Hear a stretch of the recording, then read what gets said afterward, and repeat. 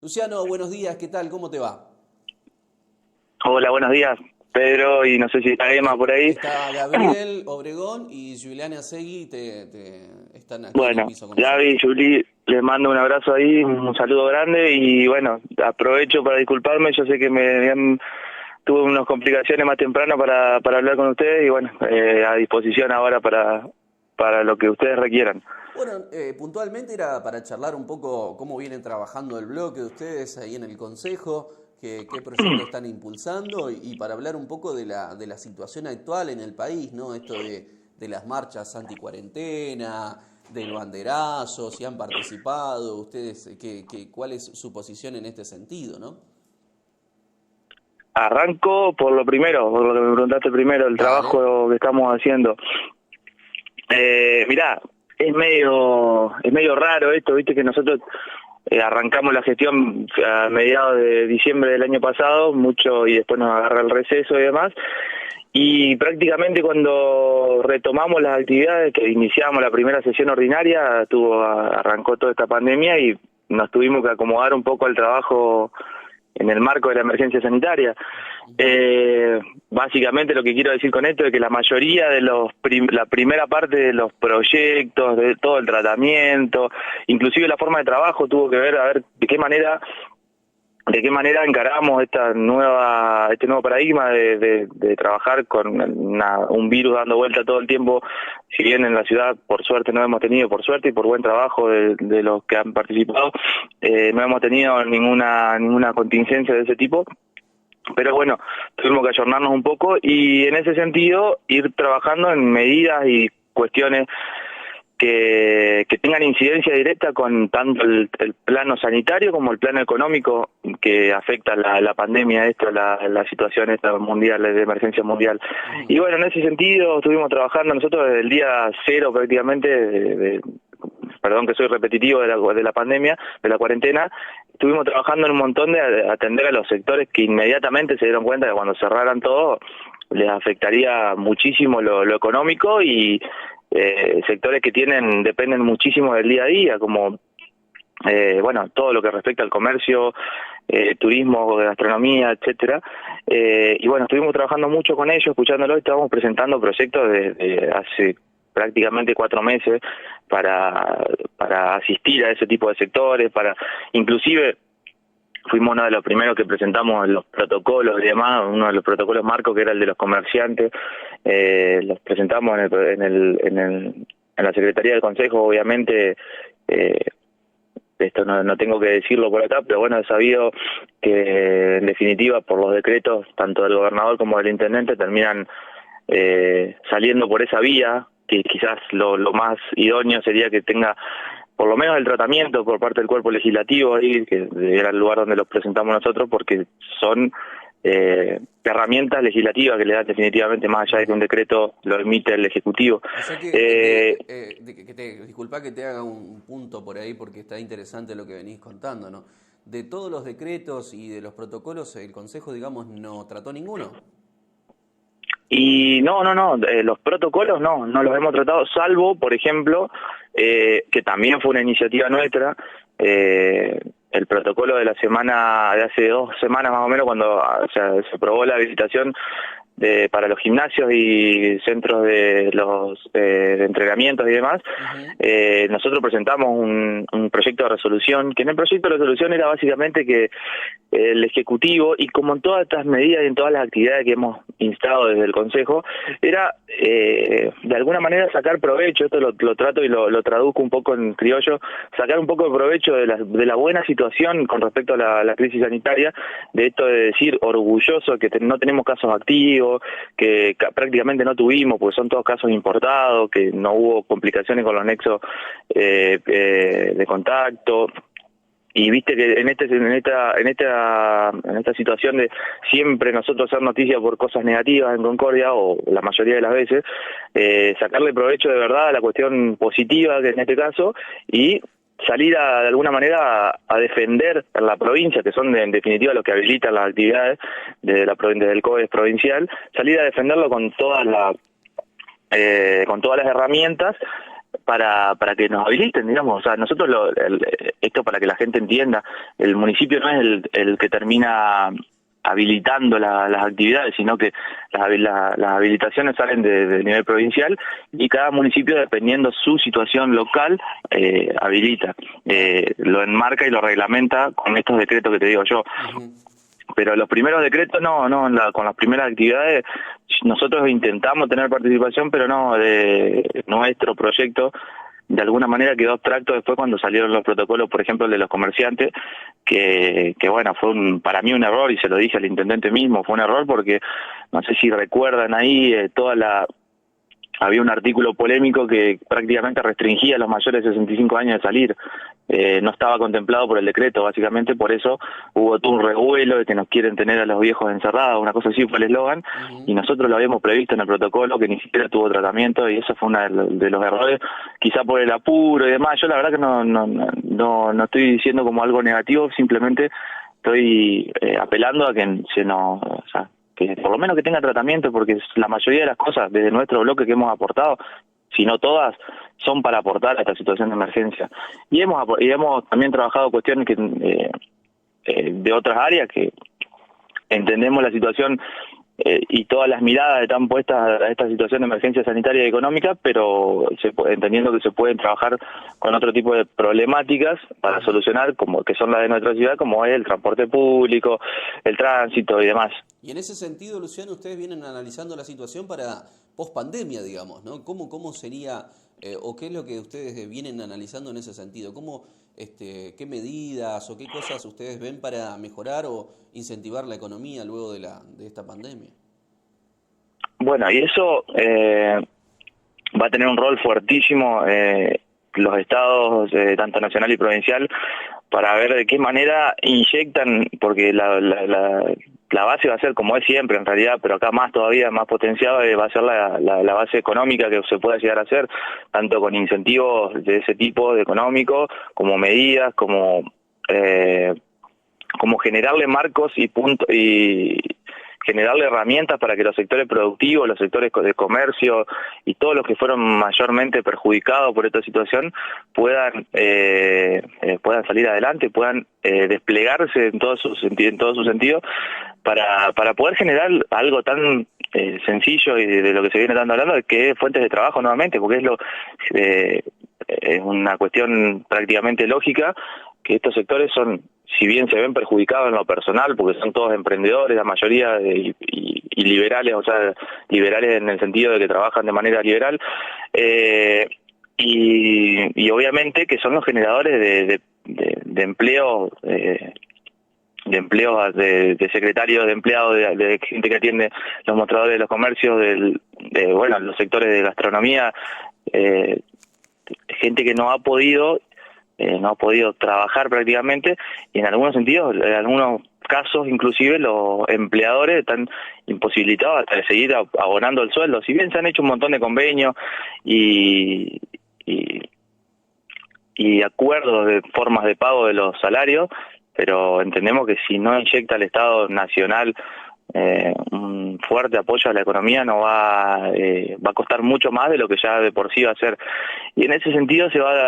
creo que va a ser importante trabajar en esos sectores. La municipalidad, el otro día participé el viernes pasado, no este viernes que pasó, sino el anterior, de la Secretaría de Producción, de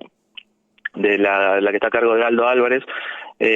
Muy interesante, un proyecto muy interesante de reactivación post pandemia en lo que tiene que ver con los sectores productivos de la ciudad fundamentalmente, y una suerte de un nuevo paradigma que se va a dar también a nivel mundial, inclusive de lo que tiene que ver con esto del turismo de cabotaje que se viene hablando, porque si bien cuando volvamos a la normalidad, entre comillas, esta nueva normalidad que se habla, una de las actividades que más incertidumbre va a ser la del turismo prácticamente, porque no va a tener esa misma vigencia como tenía previamente, y va a haber que experimentar nuevas formas de turismo para fundamentalmente para reavivar los locales los locales comerciales y demás, y también para agregarle valor a cosas que tenemos más cercanas, que quizás por el hecho de decir turismo, irnos afuera, nos sale más fácil, por así decirlo, y no vemos lo que tenemos tan cerca, y eso es lo que se trata de potenciar en alguna medida, es lo positivo que le podemos sacar a esta situación, y se va a trabajar muchísimo en eso, en agregarle valor a las cosas que tenemos tanto en la ciudad como en la provincia, para generar puentes y demás, y potenciar un poco ese tipo de turismo, que no es más que una actividad productiva de las que se tienen que reactivar post pandemia, como decías vos. Uh-huh. Y con esta cuestión de las marchas y esto que se está politizando cada vez más la cuarentena, ¿han charlado ustedes entre el bloque o qué es lo que vienen manejando más o menos? Y mira, sí, obviamente lo charlamos como todos los temas de actualidad, de actualidad política en el marco nacional, provincial y también local, lo charlamos como todos. Por ahí hay,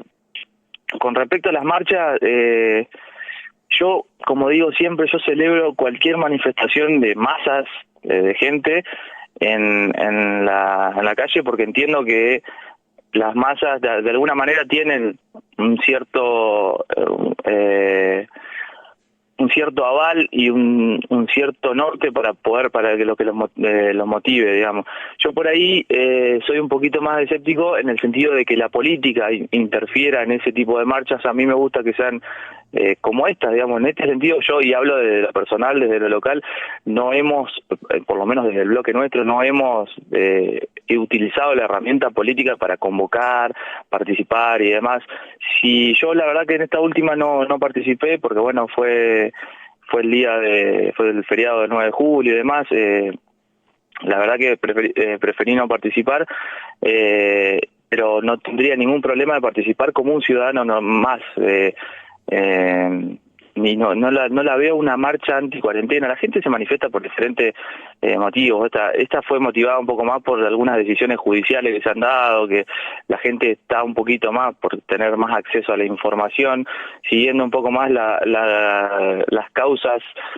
estas causas políticas judiciales que tienen que ver, por ejemplo, lo digo puntualmente, con la excarcelación de Lázaro Báez esa semana. Yo creo que por lo que vi y por mi círculo íntimo más cercano, una de las cosas que más los motivó fue eso. Si bien después tenés otros motivos que yo no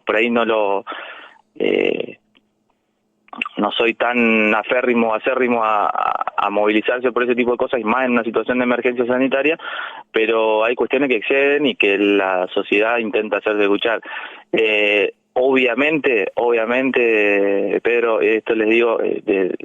y lo que tiene que ver, lo que tuvo mucho renombre de esta última marcha, la cuestión de violencia, yo desde ya, que como lo aclaré, lo repudio absolutamente, porque no es el motivo ni de esta marcha, ni de ninguna, o sea, de esto que yo te acababa diciendo, que celebro la movilización de masas para reclamar derechos, que en definitiva es como se conquistan un montón de derechos por el medio de movilización de las masas, pero no, de ninguna manera entiendo que esto deba ser de manera violenta, con los medios de comunicación muchísimo menos, te puede gustar o no, pero habla de la independencia que tienen que tener, habla de la vida en democracia esta que tanto se pregona, y eso también, la violencia que se ejerció puntualmente contra móviles de los medios de C5N es totalmente repudiable, y es algo que no tiene que volver a pasar si quieren tener legitimidad y mantenerse en el tiempo este tipo de reclamo de la gente. Luciano, con respecto a, no sé si lo han charlado, hoy estos últimos días salió una noticia de que ANMER va a judicializar el tema de la ley de emergencia solidaria. No sé si ustedes lo pudieron charlar, si sacaron algún comunicado, si tienen algún posicionamiento en este sentido. Mira, yo obviamente tuve posicionamientos, lo charlé con los legisladores provinciales en su momento, con los que tengo más cercanía, antes y después de que se votara, fue bastante express. Por lo menos con los legisladores y los dirigentes con los que pude hablar, me manifestaban su total descontento en la manera como fue impuesta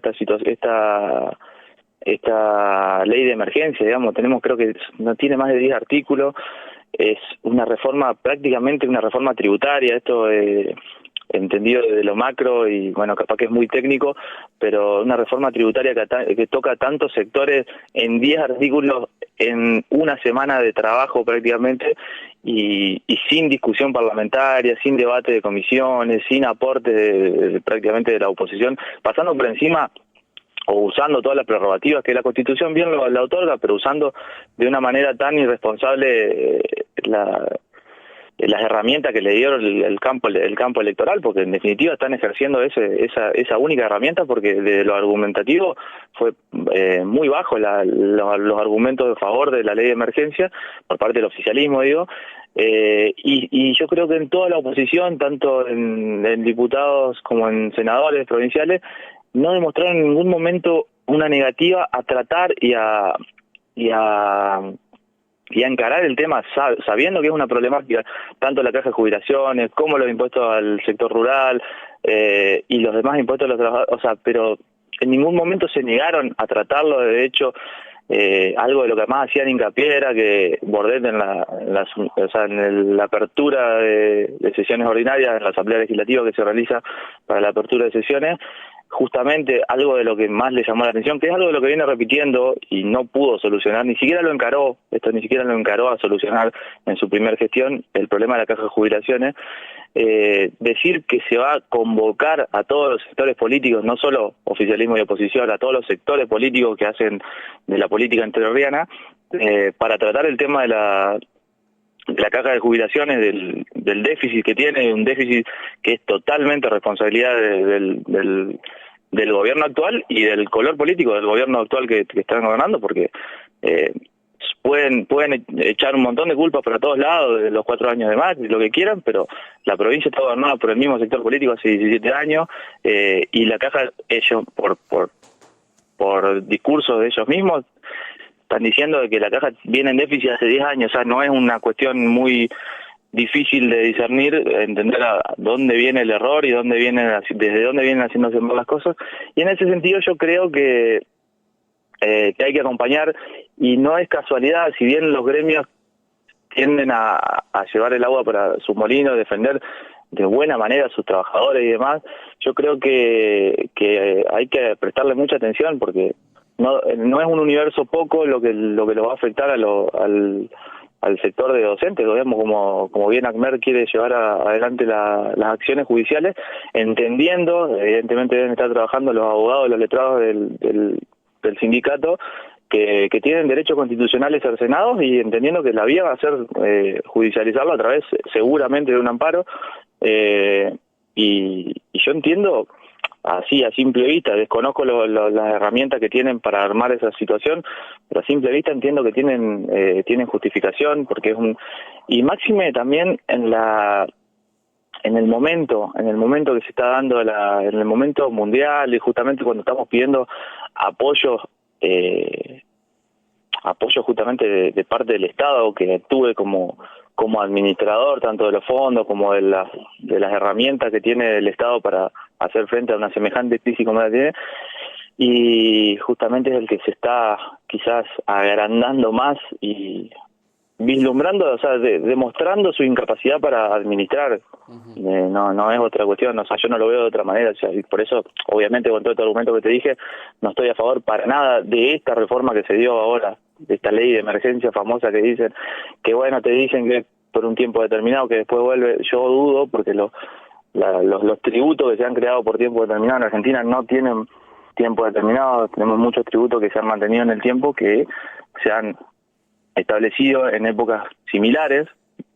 no de emergencia, pero han mantenido en el tiempo. O sea, tenemos impuestos que se han creado con tiempo determinado y todavía están vigentes hace más de 30 años, como el IVA nomás, por eso. Bueno, Luciano, agradecerte la comunicación, que nos hayas atendido el teléfono, y agradecerte la nota, No, por favor, les agradezco yo a ustedes, les vuelvo a repetir, discúlpenme por no haberlo podido atender más temprano, andaba medio complicado con algunas cositas, y bueno, a total disposición de ustedes cuando requieran.